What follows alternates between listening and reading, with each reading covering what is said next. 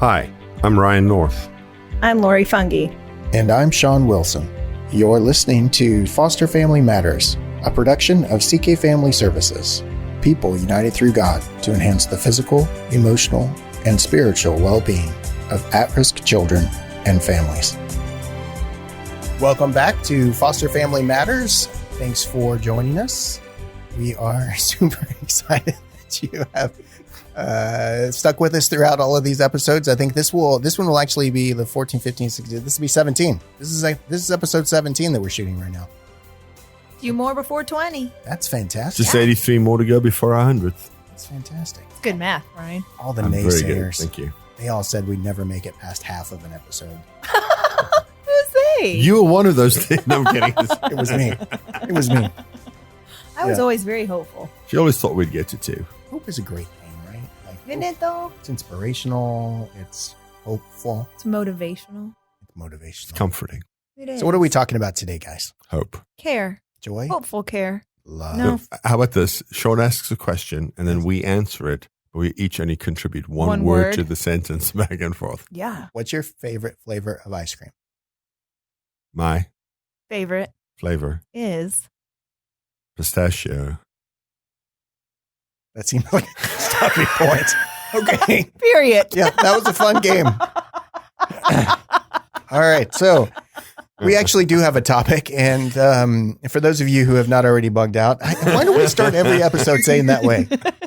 We're praying that you're still with us. You know what it setting is? appropriately low expectations. I have decided that it's important. The key to a successful podcast is to shed the chaff as quickly as possible. Just like when you're trying to thresh wheat, man. Look, if you want to make bread, you got to get rid of that stuff. That's what I'm talking about. That's what I'm talking about. Because we're baking loaves of content bread over here. It's delicious. To nourish. And occasionally, wow, look at that. Oh, well played, Fungi. You need to go work in the marketing department. Okay. Okay. I can do that. I will. I like my bread with butter on it. I don't know many that don't. Yeah. That was a little put the lotion in the basket, though. What? I need a. She says things that are confusing. This thing doesn't have a.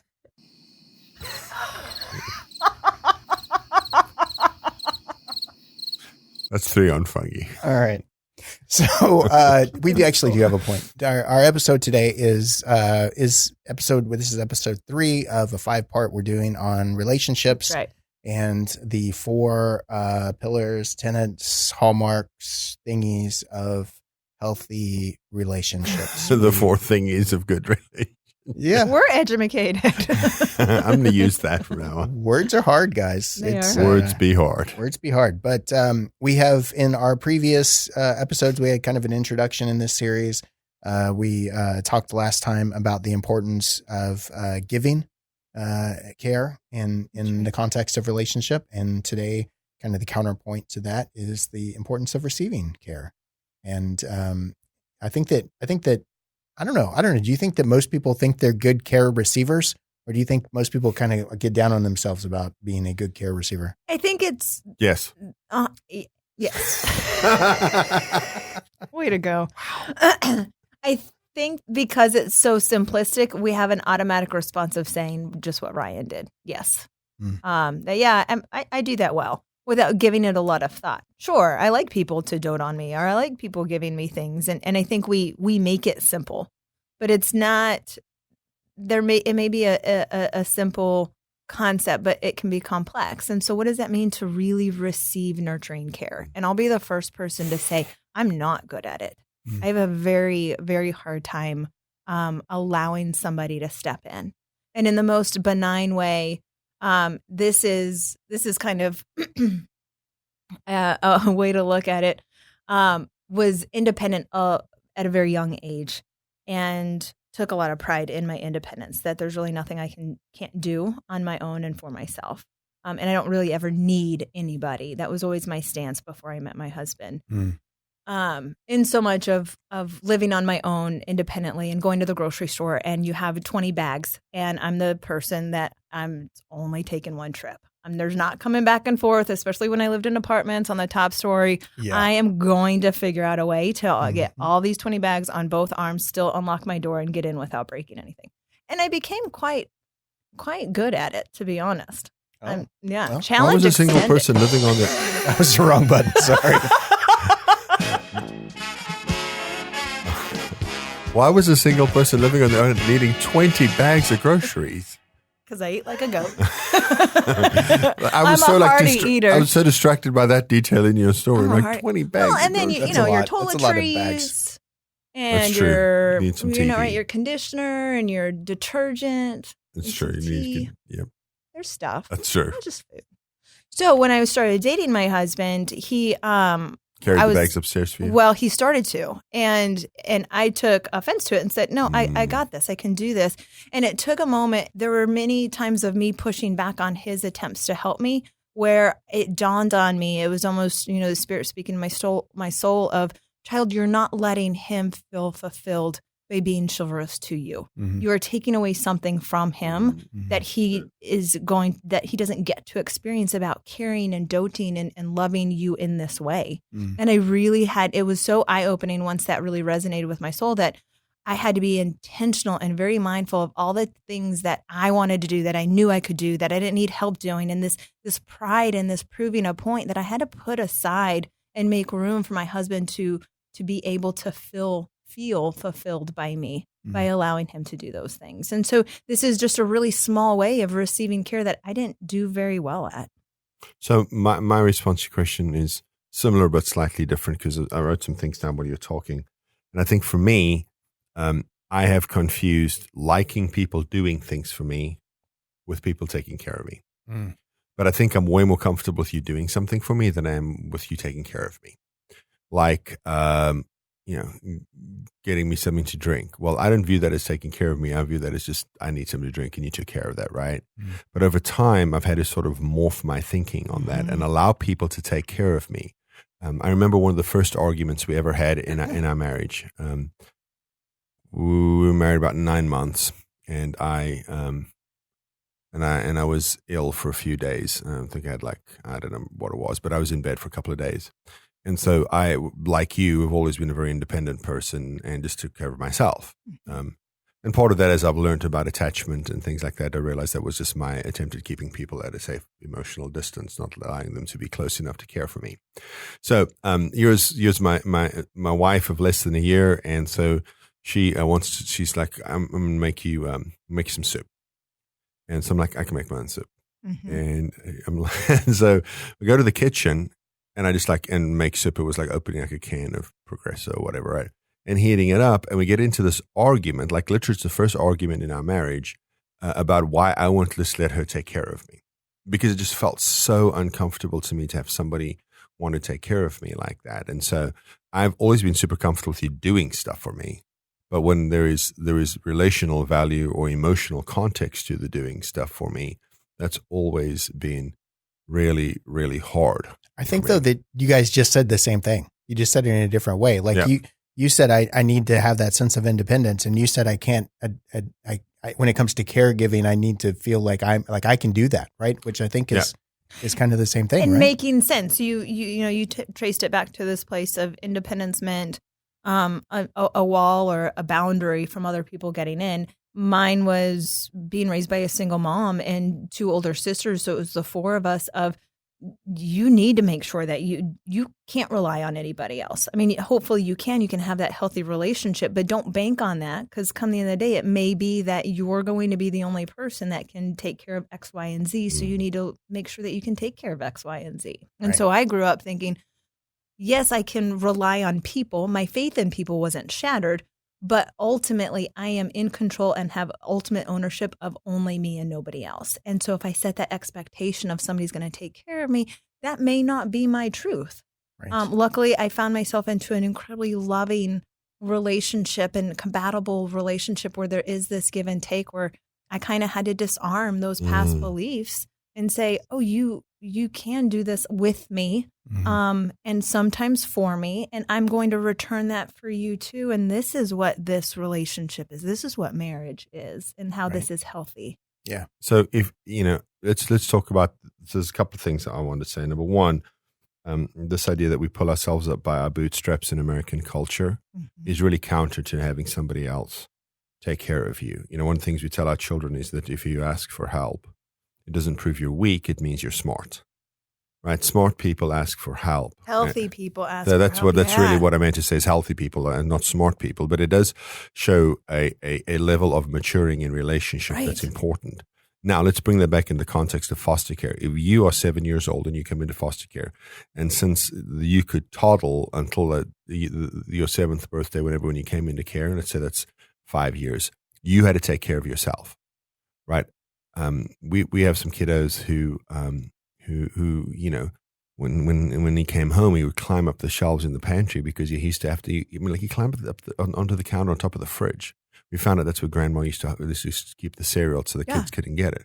If you've had to take care of yourself for 7 years as a child, and then all of a sudden you arrive in a house and somebody says, "I'm going to take care of you," that's terrifying. Right. It's terrifying as an adult. Yeah, because what you've done is you've associated my survival with me taking care of myself, and now somebody says you don't have to do that anymore. And we think it's noble.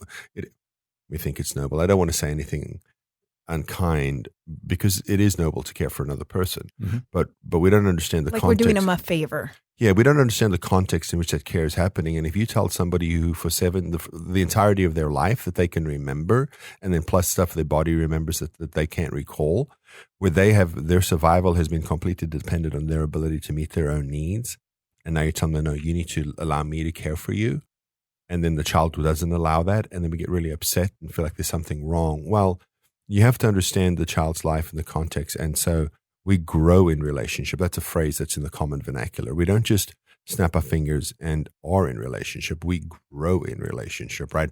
The three of us we could sit and just talk about how from the day we met, the fact that we can sit and laugh with each other in the room and the distance that's happened between that point and this one, because you grow in relationship with people. And so for foster parents and folks who are adopting, the moment the children come home, we just want to snap our fingers and have the relationship be at the place we think it should be. And I think if there's any advice that I can give today is the context of caring for themselves has been not just a coping mechanism, it's been a survival skill for our kids, right? And a coping mechanism and a survival skill, even though we use them interchangeably sometimes, they're not. One helps you deal, the other one keeps you alive. Mm-hmm. And you cannot just think that a child's going to let go of the survival skills that they've had to learn over the course of their short lives. Sorry. I felt like we weren't going to laugh for a second. I was like, oh my gosh, he's going to use all those goofy sound effects. All right. I had to laugh. Anyhow, my point still stands after you tried to blow it up.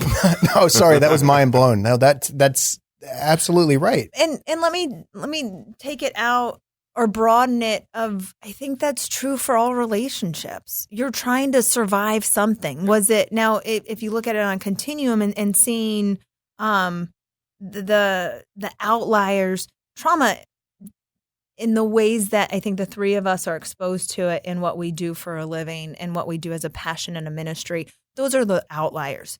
Does it happen way too often? Absolutely. But it's a very extreme, or it can be a very extreme modality of trauma or a means of trauma. I mean, intense sexual, physical abuse and neglect and drug abuse. I mean, it's just really big trauma. It's big stuff. When we have our own personal traumas or our own insecurities, we're trying to survive in that moment. When I first met my husband, when you first meet somebody that you want to impress or you feel like you have a connection with, you're going to do things out of character for yourself in order for that relationship to survive. Right. So maybe it's not yourself surviving, but you're trying to have something not only just survive, but at some point to thrive. So I don't know that you're your authentic self because you're trying to convey something. And I think as adults, we do this, and if we're going to be really honest with ourselves, we do this in all relationships. We project something in hopes that it's going to substantiate, and then we have to come back and kind of fill in the pieces and undo and redo, and it's not always authentic. And so I think for me personally and professionally, my hope is that I would like to think that we're all trying to get to this place of authenticity. And these are 4 ways. We've already hit 2. This is the second of the ways of doing that, and being really honest to say that we're probably not really honest in relationships and real forthcoming of who we are. We tend to project something other than ourselves. Let me throw out our a little disclaimer, and I said this in the previous two. So this will be the third time, so maybe it'll take this time. I don't know. Maybe it took the last time. Maybe. But it's important because I think that sometimes we view these sort of, I'm going to call this a self-help discussion from the perspective of we're listening to this information to self-help somebody else. And I think that when you in the context of a discussion about being a good care receiver, it's important to realize, just like we said in the context of being a good caregiver, that if you're in relationship with somebody who's not a good care receiver, don't take that personally. Right. If you're a care receiver and you have an expectation that somebody is going to be giving care to you, and maybe they're not a great caregiver, it's just as important to kind of keep that in context as well.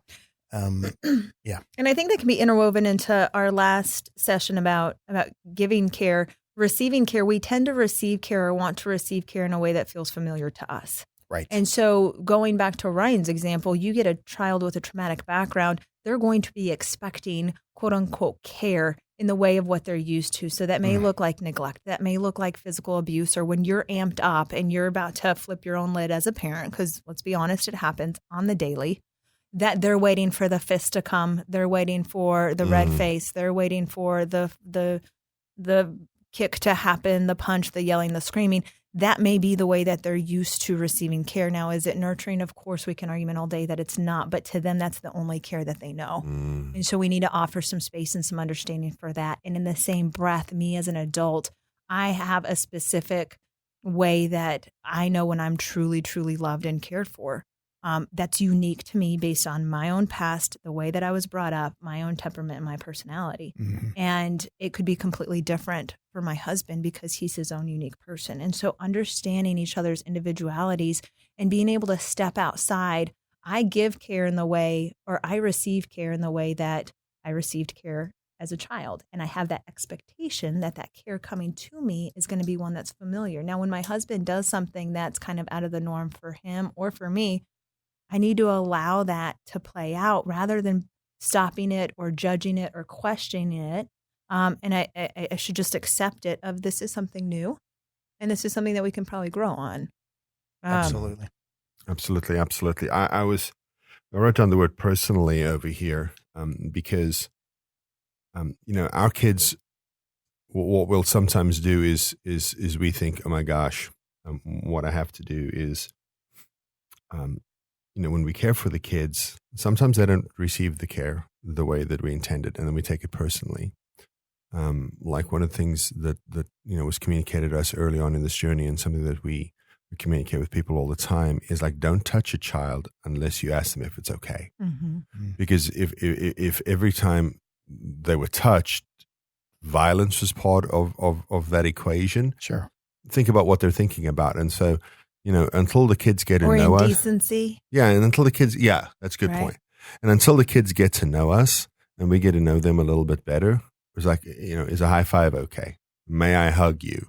Right. And so there's a bunch of great things that happen there. Is number one, you're asking permission, you're respecting them, you're respecting their boundaries, and they're starting to learn that they matter. But I guess the only point I'm really trying to make here is that we can't take it personally when the kids don't receive the care the way we think they should receive it. Right. Absolutely. Well, and we'll get into in the next episode, and I think this is key to kind of combining these first two episodes together, the giving and the receiving, they're interwoven.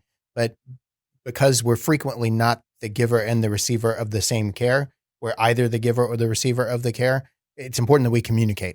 Yeah. Right. And the next topic that we're going to get into, and I'm not trying to cut this episode short, I'm just referencing it at this point in time, is teasing the next episode is the ability to negotiate our wants and our needs, right? Yeah.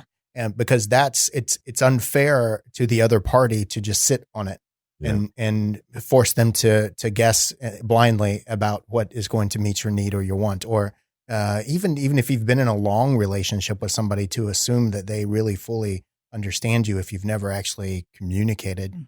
That I think is unfair as well. So anyways, we'll get into that in the next episode. Well, that's where the give and receives interwoven, like you said, because as you grow in relationship with somebody and you get to know who they really are, and I think that parents should be the world's leading experts in their children. Yes. You should know every detail about them. Are they morning people? Do they struggle at bedtime? What snacks are healthy for them? How often do they need hydration? All those kinds of things. And then understanding in the way that they're able to receive your care. Yes. And then give it that way. That's what, like you said, the give and the receive, obviously, because there's a giver of care and a receiver of care. So understanding who our kids are and giving the help to them in a way that actually helps them, instead of giving the help to them in a way that makes us feel good about ourselves, is really, really crucial. And even that's big. I can say it again if you need to. I was reaching for it, but then Lori started talking. Hold on, let me. There it is. oh, I got a mind blowing. Yeah. Blow. By the way, I want to say, Blown? Lori, that when you said on the daily, I'm going to start using that phrase. Did she flip your lid on the daily? That's On her the drop. daily. You can't have it. I was thinking just even of your example of asking permission with your kiddos. When my husband and I just keep going back to this, just to normalize relationships and kind of bring it out into a broader context. Even when we were dating, him putting his arm around me, is this okay? Can I put my arm around you? And asking, I mean, he was even being mindful of how is it that I want to receive care? This is, I think, where we as humans and especially as adults get hung up on this is that we believe, or it's ingrained in us, that asking for help is a sign of weakness. And it makes us very difficult to be vulnerable with other people. And I think that's a really good litmus of where are you in your ability to ask for help? Where are you in your ability to be able to receive that help? And if you feel as though you do a really good job, that may be an indicator of your own vulnerability, that you're finding freedom in expressing your own vulnerability. But if this is difficult, that says something to me. I learned, I have a difficult time being vulnerable because I equate vulnerability to a weakness rather than a strength. And so I had to work really hard on identifying I'm a people pleaser. I'm independent. I have something to uphold. I have a persona that I need to project that I've got it all together and that I can handle it all. And we're kidding ourselves. And I mean, I think that's hopefully I'm not the only one that felt that need or that drive to present myself in that way. I mean, I think we see it all in our culture. Yeah. And so to kind of break down that barrier and take those bricks down off that wall to say, you know what, it is okay to ask for help, and healthy people do ask for help. And you know, you want to help get my groceries? Awesome. I'm going to let you because I know this helps you to feel just as loved as you want it to make me feel. So there's there's some social norms that come into play with this. I'll tell this one story and then we'll start wrapping this episode up, I think. But there's a grocery store in the town in which I live that is kind of old school, and it was initially off-putting, but actually the first time let me tell you what it is before I start describing my reaction to it. So their practice is that their staff take the groceries to your car. Yeah. And in my previous experience, that required a tip. And I the first time that I went to the store, and first of all, it was a young woman that was bagging my groceries.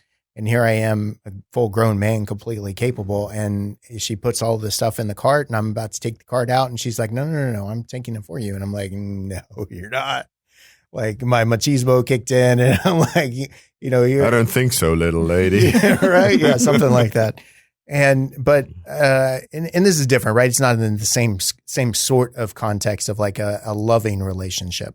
But it is a neighborly kind of a relationship, right? It's kind of a little value add. It's a way that this organization, this store demonstrates to their customers that you're valued. I think it's also that they don't want their carts disappearing out in the parking lot, but that's beside the point. Nonetheless, sometimes it can feel uncomfortable to receive. Yeah. And I think we have to get to the point if we come to the table with expectations that people will do for us, we have to be open to give them space to do for us. That's right. And so those are my closing thoughts. What are y'all's closing thoughts for this episode? We'll put a bow on this one. And my closing thoughts are asking for help. If you ask for help, it means you're not pulling yourself up by your own bootstraps. And so that creates cultural tension for us because that's what we're supposed to be, right? Pull ourselves up by our bootstraps, frontier-driven, expanding boundaries and stuff like that. And so vulnerability has wrongly become categorized as weakness, where you said it's really a sign of strength to be able to recognize that you need help. Yeah. Ditto. Oh. No, I'll give you I one. waited 17 Wow. episodes for her to ditto my closing give you thought. one. And she's like, I ain't giving it to you today. Not so easily today. I think the biggest thing for me about receiving care is that this is an ongoing effort for me at almost 40. And so I'm okay with that, and I'm willing to continue to work on that because I know in the outcome that means that I'm going to have a healthier relationship with those around me. And so if I want to have healthy relationships and be able to cultivate and initiate new relationships, that my hope is that they're healthy, it's on me to break whatever boundaries or barriers are holding me back, whatever misnomers, whether it's a sign of weakness, whether it's invading into my own independence, whether I don't want to put anybody else out because I'm a people pleaser. That's my work to do. And so I'm going to continue to do that work to where I can get to this place of hopefully doing this more often than resorting back to my old tools in my bag. I love it. Okay, guys. Thank you for listening to this episode. This will be episode 3 in our 5-part series on healthy relationships. And if you have not already, be sure to subscribe using the mechanism through which you listen to this podcast so you can get notified when we upload new episodes. Also, please consider joining our Facebook group. It is Foster Family Matters, and that is facebook.com/groups/Foster Family Matters.